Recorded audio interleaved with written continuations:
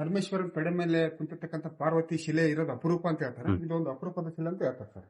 ಕೆಳಗಡೆ ಆನೆ ಕೆತ್ತನೆ ಮಾಡಿದ್ದಾರೆ ಸರ್. ಆನೆ ಮೇಲೆ ಆನೆ ಕಾಲ್ ಸರ್. ಓಕೆ. ಆನೆ ಕಾಲ್ ಮೇಲೆ ಬಂಡಿ. ಎಲ್ಲ ಲಿಂಗ ಮುಂದೆ ಬಸವಣ್ಣ ಸ್ಥಾಪನೆ ಮಾಡಕ್ಕಾಗಲ್ಲ ಸರ್. ದೇವಸ್ಥಾನ ಮಧ್ಯದಲ್ಲಿ 4 ದಿಕ್ಕಿಗೆ ಚತುರ್ಮುಖ ಬಸವಣ್ಣ ಅಂತ ಸ್ಥಾಪನೆ ಮಾಡಿದ್ದಾರೆ ಸರ್.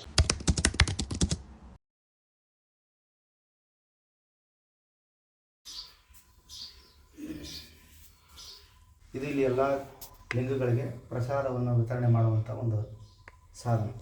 ಇದು ಪೂರ್ತಿ ಕಲ್ಲಿಂದ ಆಗಿದೆ. ಇದ್ರ ಮೇಲೆ ಪ್ರಸಾದದ ಕಾಳುಗಳನ್ನು ಹಾಕಿ ತಿರ್ಗ್ತಾ ಇದೆ. ಅದು ಹೋಗಿ ಎಲ್ಲ ಲಿಂಗಗಳಿಗೆ ವಿತರಣೆ ಆಗ್ತಾಯಿತ್ತು. ಬಟ್ ಇವಾಗ ಏನಾಗಿದೆ ಅಂತಂದರೆ, ಇಲ್ಲಿ ಬಂದಂಥ ಭಕ್ತರು ಇದ್ರ ಮೇಲೆ ದುಡ್ಡು ಕಾಣಿಕೆ ಇಟ್ಟು ಮನಸ್ಸಲ್ಲಿ ತಮ್ಮ ಕೋರಿಕೆಗಳನ್ನು ಕೇಳ್ಕೊಂಡು ತಿರುಗಿಸ್ತಾರೆ. ಆ ಕೋರಿಕೆ ಈಡೇರುವಂತಾದರೆ ಇದು ತಿರುಗ್ತದೆ, ಇಲ್ಲಾಂದರೆ ತಿರುಗಲ್ಲ. ಒಂದು ನಂಬಿಕೆ ಇಲ್ಲಿ ಬರುವಂಥ ಭಕ್ತಾದಿಗಳಲ್ಲಿ ಆಯ್ತು. ಇನ್ನು ಕೆಳಗೆ ಬರ್ಬೇಕು. ಇನ್ನೂ ಕೆಳಗೆ ಬರ್ಬೇಕಲ್ಲ. ಹಾಂ, ಈಗ ಭೂಗರ್ಭದಕ್ಕೆ ಐತಲ್ಲ, ಅದಕ್ಕಿಂತ ಸ್ವಲ್ಪ ಕೆಳಗೈತೆ. 2 ಫ್ಲೋರ್ನ ಇಳಿದಂಗೆ ಆಗಿದೆ. ಅದಾದ್ಮೇಲೆ ಇನ್ನೂ ಒಂದು ಫ್ಲೋರ್ನ ನಾವು ಇಳಿಬೇಕು. ಇಲ್ಲಿ ಆಲ್ರೆಡಿ 2 ಫ್ಲೋರ್ ಇಳಿದಿದ್ದೀವಿ. ಅದಾದ್ರೆ ಮತ್ತೆ ಇನ್ನೊಂದು ಫ್ಲೋರ್ನ ಇಳಿಬೇಕಾಗುತ್ತೆ ಇಲ್ಲಿ.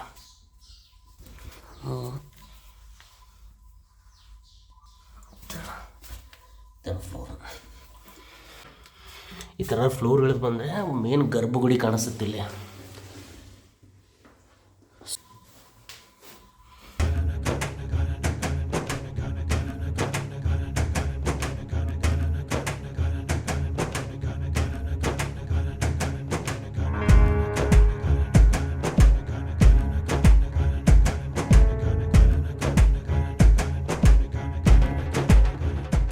ಈಗ ಹೆಂಗಂದರೆ ಶಿವಲಿಂಗಗಳಿಗೆ ಯಾವುದೇ ದಿಕ್ಕುಗಳಿಲ್ಲ. ಬಟ್ ಆದ್ರೂ ನಾವೆಲ್ಲ ಕಡೆ ನೋಡ್ತಾ ಇರ್ತೀವಿ, ಎಡಗಡೆಗೆ ಆ ಒಂದು ಮೂರ್ತಿ ಇರ್ತದೆ. ಬಟ್ ಇಲ್ಲಿ ಬಲಗಡೆಗೆ ಆಯ್ತು. ಉಸಿರಾಟಕ್ಕೆ ಸ್ವಲ್ಪ ಕಷ್ಟ ಆಗ್ತದೆ. ಹೆಂಗಂದ್ರೆ ಅದು ಹೆಂಗೆ ಈಗ ಕೆಲವೊಬ್ಬರಿಗೆ ಹೊಲಸು ಇದ್ರೆ ಆಗಲ್ಲ, ಓಸಿಡಿ ಅಂತ ಇರ್ತದೆ ಕೆಲವೊಬ್ಬರಿಗೆ. ನಮ್ಗೆ ಯಾವ ಓಸಿಡಿ ಇಲ್ಲ. ಓಪನ್ ಮಾಡಿ ಬಾವಿ ಐತಿಲ್ಲ, ಇದೇ ಬಾವಿ ನೀರಿನಿಂದ ಈ ಒಂದು ನೀರನ್ನು ಪೂಜೆಗೆ ಬಳಸ್ತಾರೆ. ಓಕೆ, ಇದೇ ಬಾವಿ ನೀರಿಂದ ಪೂಜೆ ಮಾಡ್ತಾರೆ. ಇಲ್ಲ ನೀರು ಅಮೌಂಟ್ ಎಲ್ಲ ರೊಕ್ಕ ಹಾಕಿರಲ್ಲ ಅದಕ್ಕೆ? ಎಲ್ಲೋ ರೊಕ್ಕ ಇತ್ತು. ನಮ್ಮ ಜನ ಬಿಡ್ತಾರಣ್ಣ, ಏನೋ ಕಾಣ್ಬಿಟ್ಲೆ ನದಿಗೆ ರೊಕ್ಕ ಹಾಕಿನಿ, ಫೋಟೋ ತಂದು ಹಾಕಿನಿ ಅಂತ ಮಾಡ್ತಾರೆ. ಅವಾಗ ಏನಾಗಿತ್ತಂತಂದರೆ ಅವಾಗ ಏನಾಗ್ಬಿಡುತ್ತಂತಂದರೆ ತಾಮ್ರದ್ದು ಕಾಯಿನ್ಸ್ಗಳು ಬರ್ತಿತ್ತಂತೆ. ಆ ತಾಮ್ರ ಕಾಯಿನ್ಸು ನೀರನ್ನ ಫಿಲ್ಟ್ರ್ ಮಾಡ್ತಿತ್ತಂತೆ ತಾಮ್ರ. ಸೊ ಹಂಗಾಗಿ ನದಿಗಳಲ್ಲಿ ಅಕಸ್ಮಾತ್ ಯಾವುದಾದ್ರೂ ಹಳ್ಳ ಕಡೆಗಳಲ್ಲಿ ಇತ್ತಂದರೆ ತಾಮ್ರದ ಕಾಯಿನ್ಸ್ಗಳು ಹಾಕ್ತಿದ್ರಂತೆ, ಆ ನೀರು ಫಿಲ್ಟ್ರ್ ಆಗಲಿ ಅಂತೇಳಿ. ಸೊ ಅದೇ ಪದ್ಧತಿ ಇವಾಗ ಕಂಟಿನ್ಯೂಸ್ ಆಗಿ ಎಲ್ಲಾದ್ರೂ ನದಿಗಿದಿ ಹೋಯ್ತಪ್ಪ ಅಂತಂದರೆ ₹1 ₹2 ಹಾಕ್ತಾರೆ. ಬರೋ ಕಾಯಿನ್ಸ್ಗಳು ಸ್ಟೀಲು ಮತ್ತು ಯಾವುದಿರ್ತವೆ ಇನ್ನೊಂದು ಕಾಯಿನ್ಸ್ ಸ್ಟೀಲ್. ಯಾವ ಸ್ಟೀಲ್ ಇದೆ, ಆಲ್ಮೋಸ್ಟ್ ಸ್ಟೀಲ್ ಅನಿಸುತ್ತೆ. ಆ ಸ್ಟೀಲು ಕಾಯಿನ್ಸ್ಗಳು ನೀರಿಗೆ ಹಾಕಿದರೆ ಯಾವುದು ಫಿಲ್ಟರ್ ಆಗಲ್ಲ, ಏನಾಗಲ್ಲ. ಬಟ್ ಅದು ಹಳೆ ಪದ್ಧತಿ ಇತ್ತದು.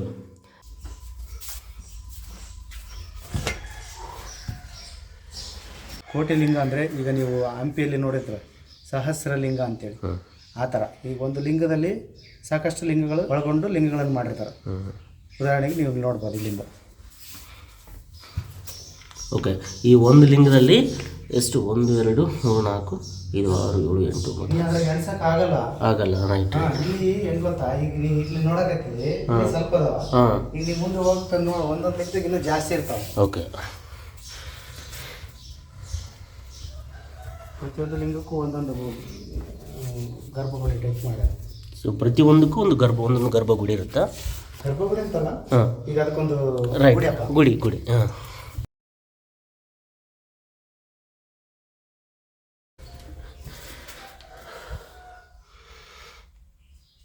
ಇಷ್ಟು ಶಿವಲಿಂಗಗಳು ಇರ್ತವೆ. ಒಂದೊಂದರಲ್ಲಿ ಆಲ್ಮೋಸ್ಟ್ ನನಗನ್ಸಿದ ಮಟ್ಟಿಗೆ 10 12 13 ಈ ಥರ ಇರುತ್ತೆ. ಇಲ್ಲಿ ನೋಡಿ, ಇವನ್ನೆಲ್ಲ ಕೌಂಟ್ ಮಾಡಿದಾರಂತೆ. ಕೌಂಟ್ ಮಾಡಿದಾದ್ಮೇಲೆ 1 ಕೋಟಿ ಲಿಂಗಗಳು ಅಂತ ಹೇಳ್ತಾರೆ. ಇಲ್ಲಿ ಪ್ರತೀತಿ ಪ್ರಕಾರ ಅಂದರೆ 2 ಏರಿಂದ ಗುಗ್ರಿ ಕುಚ್ಚಕ್ಕೆ ಇಟ್ಟಿದ್ರು. ಗುಗ್ರಿ ಅಂದರೆ ಕಾಳಿನ ದಿನಸುಗಳು. ಅದನ್ನು ಕುಚ್ಚಿ ಲಿಂಗಗಳಿಗೆ ಪ್ರಸಾದ ಇಡ್ಬೇಕು. ಈಗ ಅದು ಕುದೋದಿಲ್ಲ ಅಂತ ನೋಡ್ಬೇಕಲ್ಲ, ಒಂದು ಹಿಡಿದು ಹಿಂಗೆ ಇಚ್ಚಿಕ್ತಾರೆ. ಅದು ಇಚ್ಚಿಕ್ದಾಗ ಕುದ್ದಾಗ ಏನಾಗುತ್ತಾ, ಅದು ಕೈಯಿಂದ ಜಾರಿ ಬೇರೆ ಕಡೆ ಸಿಡಿದ್ಬಿಟ್ಟು. ಆಮೇಲೆ ಈಗೆಲ್ಲ ಲಿಂಗಗಳಿಗೆ ಪ್ರಸಾದ ಇಟ್ಟರೆ ಆ ಒಂದು ಸಿಡಿದಿರೋ ಒಂದು ಕಾಳು ಆ ಒಂದು ಲಿಂಗಕ್ಕೆ ಕಡಿಮೆ ಬೀಳ್ತದೆ. ಓಕೆ ಆ ಒಂದು ಲಿಂಗ ಸೆಟ್ಕೊಂಡು ಈ ಒಂದು ಕ್ಷೇತ್ರದಿಂದ ಸ್ವಲ್ಪ ದೂರದಲ್ಲಿ ಒಂದು 500 ಮೀಟರ್ ದೂರದಲ್ಲಿ ಹೋಗಿ ಅಲ್ಲಿದೆ ಸೆಟ್ಕೊಂಡು ಕುಂತದಂತ. ಹಾಂ ಹಾಂ ಹಾಂ ಹಾಂ ಅಲ್ಲಿ ಒಂದು ಐತಿ ಲಿಂಗ, ಅದು ಲಾಸ್ಟಿಗೆ ಬೇಕಾದ್ರೆ ಹೋಗ್ತೀನಿ ನೋಡ್ಬೋದು.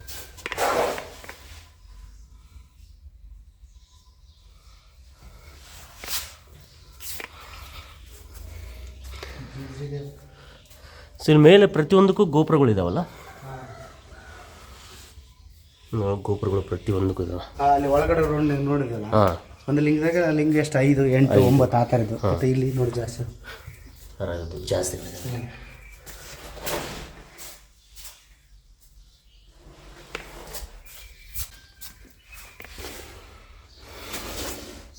ಇಲ್ಲಿ ನೋಡಿ, ಒಂದರಲ್ಲಿ ಎಷ್ಟು ಲಿಂಗಗಳಿದಾವೆ.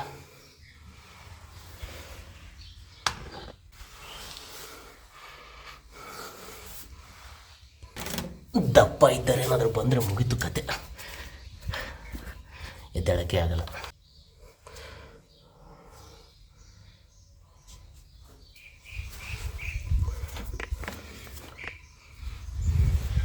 ಎಲ್ಲೋದ್ರೂ ಬಾಗಿಲುಗಳು ಇಷ್ಟೇ ಚಿಕ್ಕವಿರ್ತವೆ ಇಲ್ಲಿ.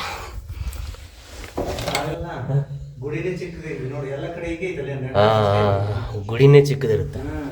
ಸ್ಟಾರ್ಟಿಂಗ್ ಅದಕ್ಕೆ ಹೇಳಿರೋದು, ಹಾಂ ಬಾಗಿದರೆ ಭಕ್ತನಿಗೆ ದಾರಿ. ಕರೆ. ಇನ್ನೊಂದು ಗೊತ್ತಾ, ಶಿವನ ಲಿಂಗ ರೂಪದಾಗ ಪೂಜೆ ಮಾಡ್ತಾರೆ. ಅದು ನಿಮ್ಗೆ ಗೊತ್ತಿರ್ತದೆ. ಹೆಂಗಂದ್ರೆ ಶಿವನಿಗೆ ಶಾಪ ಇರ್ತದೆ, ಅವನ ಮೂರ್ತಿ ರೂಪದಾಗ ಇಲ್ಲಿ ಪೂಜೆ ಮಾಡಲ್ಲ. ಓಕೆ. ಬಟ್ ಈಗೆಲ್ಲ ನೋಡಿದೆ ಲಿಂಗ, ಬಟ್ ಈ ಲಿಂಗದಾಗ ಆ ಮುಖಗಳನ್ನು ತೋರ್ಸ್ಯಾನ. ಸೊ ಲಿಂಗಗಳಿಗೆ ಮುಖಗಳು ಇವು. ಈಗ ಹೆಂಗ ನವಗ್ರಹಗಳು ಆ ಥರ ತೋರಿಸ್ತಾರೆ, 9. ಸೊ ನವಗ್ರಹಗಳನ್ನ ಆವಾಗಲೇ ಕಂಡುಹಿಡಿದು ಇದರಲ್ಲಿ ಕೆತ್ತಿದ್ದಾರೆ ನೀವು? ಅಲ್ಲ, ಹಂಗೆ ಇರ್ಬೋದು. ಇಲ್ಲಾಂದ್ರೆ ಈಗ ಹೆಂಗ ನಾವು ಒಂದೇ ಲಿಂಗದಲ್ಲಿ ಸಹಸ್ರಾರು ಲಿಂಗಗಳನ್ನು ಕೆತ್ತಾರಲ್ಲ, ಅದೇ ಥರ. ಬಟ್ ಶಿವನ ಮುಖವನ್ನು ತೋರಿಸಿರ್ಬೋದು ಅಂತ ನಮ್ಮ ಒಂದು ಊಹೆ. ಓಕೆ. ಇಲ್ಲೊಂದು ಬಾವಿ ಐತೆ ಅನ್ಸುತ್ತೆ.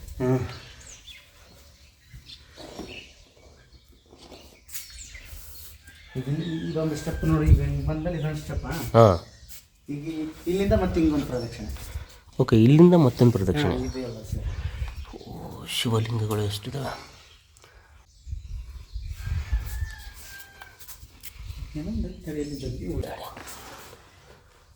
ಹಾಂ, ಇದಲ್ಲ. ಹಾಂ, ಇದರಲ್ಲಿ ಮೋಸ್ಟ್ಲಿ ಸೌಂಡ್ ಬರುತ್ತೆ ಸೌಂಡ್ ಅನ್ಸುತ್ತೆ. ಬರ್ತಂತ ಎಲ್ಲರೂ ಕಾಲ್ ತಗೊಂಡು ಕುಟ್ಟಿ ಇದ್ರಂಗೆ ಇದು ಹಂಪಿಯಾಗದವಲ್ಲ, ಹಾಂ. ಅದೇ ಶಿಲೆಯಿಂದ ಇಲ್ಲೊಂದು ಗುಡಿಯನ್ನು ಕಟ್ಟಿರೋದು. ಹ್ಞೂ. ಬಟ್ ಇವಾಗ ಏನಾಗ್ಬಿಡುತ್ತೆ, ಜಾತ್ರೆಗೆ, ಉಣಿಗೆ, ಹಬ್ಬಕ್ಕೆ ಬಣ್ಣ ಹೊಡಿತೀವಿ, ಸುಣ್ಣ ಹೊಡಿತೀವಿ ಅಂತ ಇದ್ರಲ್ಲಿ ಮಾಡಿಬಿಟ್ಟು ನಾವು. ಹ್ಞೂ. ಅದ್ರ ಮೇಲೆ ಏನಿಲ್ಲ ಅಂದ್ರೆ ಒಂದು 8-10 ಲೇಯರ್ ಇರ್ತದೆ, ಬರೀ ಸುಣ್ಣ. ಹೌದು. ಇದ್ರಂಗೆ ಕಲ್ತಂದು ಕಟ್ಟದು ಇದ್ರಂಗೆ ಸೌಂಡ್ ಬರ್ತಂತೀವಿ. ಇಲ್ಲೊಂಥರ ಸೌಂಡ್ ಬರ್ತದೆ.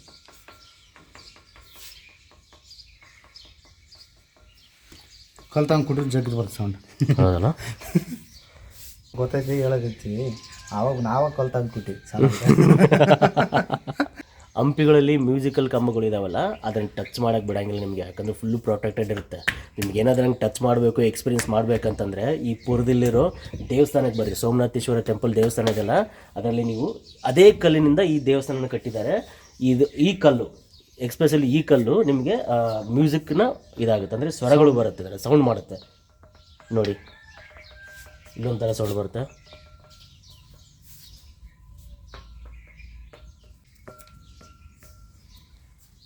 ಬರ್ರಿ, ಹಂಪಿಗೆ ಏನಾದರೂ ಕಲ್ಲನ್ನು ನೀವು ಅಲ್ಲಿ ಬಿಡಲಿಲ್ಲ ಅಂತಂದರೆ ಇಲ್ಲಿ ಬರ್ರಿ ಒಂದ್ಸರಿ. ಕುಟ್ರೆ ಅಂತಂದೆ ಕುಟ್ಬಾಡ್ರಿ, ಮಾಡಬೇಡ್ರಿ, ಬಂದು ಸ್ವಲ್ಪ ಒಂದ್ಸರಿ ಟ್ರೈ ಮಾಡ್ರಿ ಅಷ್ಟೇ. ಅಲ್ಲ, ಈಗೆಲ್ಲ ಕಲ್ಯಾಣ ಮಂಟಪ, ದೊಡ್ಡ ದೊಡ್ಡ ಗುಡಿಗಳು ಅವು ಅಯ್ಯವ. ಆವಾಗಿನ ಕಾಲಕ್ಕೆ ನಮ್ಮ ಅಪ್ಪನವ್ರ ಮದುವೆ ಇದೇ ಮಾಡ್ಕೊಂಡ್ರು. ಇಲ್ಲೇ ಮಾಡಿ, ಇಲ್ಲೇ ಆಗಿದೆ ನಿಮ್ಮ ಅಪ್ಪನ ಮದುವೆ. ನಮ್ಮಪ್ಪ ಹೇಳಿದ್ನಪ್ಪ. ಆವಾಗಿಲ್ಲ ಕಲ್ಯಾಣ ಮಂಟಪಗಳಲ್ಲಿ ಎಲ್ಲಿರ್ತಿದ್ವು, ದೇವಸ್ಥಾನಗಳಲ್ಲೇ ಮದುವೆ. ಅಲ್ಲ, ದೇವಸ್ಥಾನದಲ್ಲೇ ಮದುವೆ ಮಂಟಪ ಅಂತಾನೆ ಒಂದಿರ್ತದೆ. ಹಾಂ, ಹೌದು ಹೌದು. ವಿಜಯ ವಿಠಲ್ ದೇವಸ್ಥಾನ ಅಲ್ಲಿ ನಿಮಗೆ ಹೇಳಿದ್ನಲ್ಲ ಅವಾಗಲೇ, ಮದುವೆ ಮಂಟಪ ಅಂತೇಳಿ. ಯಾವುದೇ ದೇವಸ್ಥಾನ ಆದ್ರೂ ಆ ಮದುವೆ ಮಂಟಪ ಅಂತೇಳಿ ಸೃಷ್ಟಿ ಮಾಡಿರ್ತಾರೆ. ಶಿವ ಪಾರ್ವತಿಯರ ಮದುವೆ ಆದಂಥ ಜಾಗ ಅಂತೇಳಿ ಮಾಡಿರ್ತಾರೆ. ಈಗ ನಾವು ಹಳೆ ದೇವಸ್ಥಾನಗಳಲ್ಲಿ ನೋಡ್ಬೋದು. ಉದಾಹರಣೆ ಅಂದರೆ ವಿಜಯ ವಿಠಲ್ ದೇವಸ್ಥಾನ. ಬೇರೆ ದೇವಸ್ಥಾನದಲ್ಲಿ ಕೂಡ ಒಂದು ಮಂಟಪ ಮಾಡೇ ಇರ್ತಾರೆ. ವಿಜಯ ವಿಠಲ ದೇವಸ್ಥಾನದ ಒಳಗಡೆ ಸ್ಟೆಪ್ ಬೈ ಸ್ಟೆಪ್ ಐತಿ ಇವಾಗ ಹೆಂಗೆ ಗೊತ್ತಾ ಹಾಲು ಅಲ್ಲಿ ನಿಮಗೆ ಸಪ್ತಸ್ವರಗಳ ನಾದ ಹೊರಡುವಂಥ ಕಂಬಗಳು ಅದಾದಮೇಲೆ ಒಂದು ಸ್ಪೇಸ್ ಐತಿ. ಅದಾದ ನಂತರ ನಾಟ್ಯ ಮಾಡೋಕೆ ಒಂದು ಸ್ಪೇಸ್. ಅದಾದಮೇಲೆ ಗರ್ಭಗುಡಿ. ಓಕೆ. ಆ ಥರ ಗರ್ಭಗುಡಿ ಪ್ರದಕ್ಷಿಣೆ ಕೂಡ ಅಲ್ಲಿ ಅವಕಾಶ ಐತಿ. ಹೆಂಗೆ ನಾವು ಇಲ್ಲಿ ಈಗ ನಾವು ಅಂಡರ್ ಗ್ರೌಂಡ್ನಾಗ ಅದೀವಿ ಈಗ ಹೆಂಗೆ ಇದ್ರ ಸುತ್ತಾ ಇರ್ತೀವಲ್ಲ ಅಲ್ಲಿ ಕೂಡ ಅದು ಒಂದೇ ಇದ್ರ ಮೇಲೆ ಸುತ್ತಾ ಪ್ರದಕ್ಷಿಣೆ ಆಗ್ತದೆ. Okay okay. ವಿಜಯ ವಿಠಲ ದೇವಸ್ಥಾನ ಶಿವಪಾರ್ವತಿ ಅವ್ರ ಮದುವೆ ಆಗಿರುವಂಥ ಮದುವೆ ಮಂಟಪನ ಐತೆ. ಮದುವೆ ಮಂಟಪನ ಅಂತ ಐತೆ, ಮತ್ತೆ ನಾಟ್ಯ ಮಂಟಪನ ಐತೆ. ನಾಟ್ಯ ಮಂಟಪ ಐತೆ ಮತ್ತೆ ಅದೇ ಮದುವೆ ಮಂಟಪ. ಅದೇ ಮದುವೆ ಮಂಟಪ ಅಂದ್ರೆ ಕುಂದ್ರಕ ನಿಂದ್ರಕ ಜಾಗ ಐತೆ. ಅದಾದ್ಮೇಲೆ ನಡಕ ಒಂದು ದಿಬ್ಬ ಐತೆ. ಹೌದು. ಈಗ ಹೆಂಗ ಮಂಟಪ ಅಂತಾರಲ್ಲ ಅದ್ರ ಮೇಲೆ ಮದುವೆ. ಅಲ್ಲೇ ಕೂಡ ಮೆನ್ಷನ್ ಕೂಡ ಮಾಡಿದಾರೆ ಶಿಲೆದಾಗ. ಏನಂತಾರ ಇಲ್ಲಿ ಮದುವೆ ಕಾನ್ಸೆಪ್ಟ್ ಗೊತ್ತು, ನಾವು ಲಗ್ನ ಪತ್ರ ಹಾಕ್ಸಿ ಒಂದು ಆನೆ ಒಬ್ಬ ರಾಜ ಹಿಡ್ಕೊಂಡು ಆ ಥರ ಅಲ್ಲೆಲ್ಲ ಮೆನ್ಷನ್ ಮಾಡ್ಯಾರ. ಓಕೆ. ಈಗ ಯಾವುದೇ ಪುರಾತನ ದೇವಸ್ಥಾನಕ್ಕೆ ಹೋದ್ರೂ ಮಂಟಪ ಇರ್ತದೆ, ನಾಟ್ಯ ಮಾಡೋಕ್ಕಾಗಲಿ ಮದುವೆ ಮಂಟಪ ಆಗಲಿ ಆ ಥರ.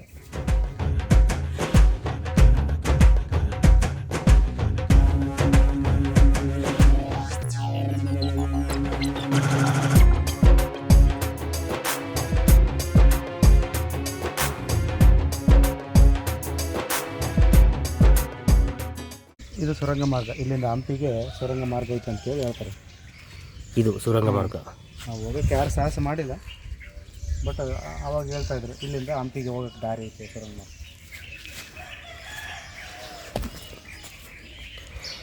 ಪುರಾ ದೇವಸ್ಥಾನದ ಕೆಳಗಡೆ ಇದೆ ಈ ಸುರಂಗ ಮಾರ್ಗ, ಹಂಪಿಗೆ ಕನೆಕ್ಟ್ ಆಗುತ್ತಂತ ಹೇಳ್ತಾರೆ. ಬಟ್ ಇದನ್ನು ಯಾರು ಎಕ್ಸ್ಪ್ಲೋರ್ ಮಾಡೋ ಸಾಹಸನ ಮಾಡಿಲ್ಲ ಅಂತೆ, ಮಾಡೋಕ್ಕೂ ಆಗಲ್ಲ, ಅಷ್ಟು ಭಯಂಕರವಾಗಿರೋದು.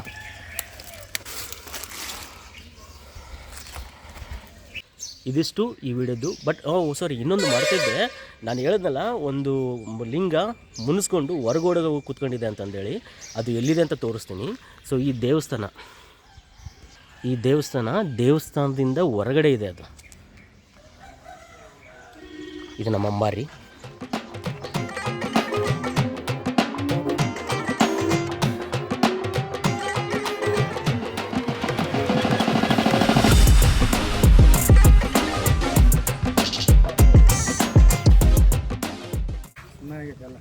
ಸಖತ್ತಾಗೈತೆ.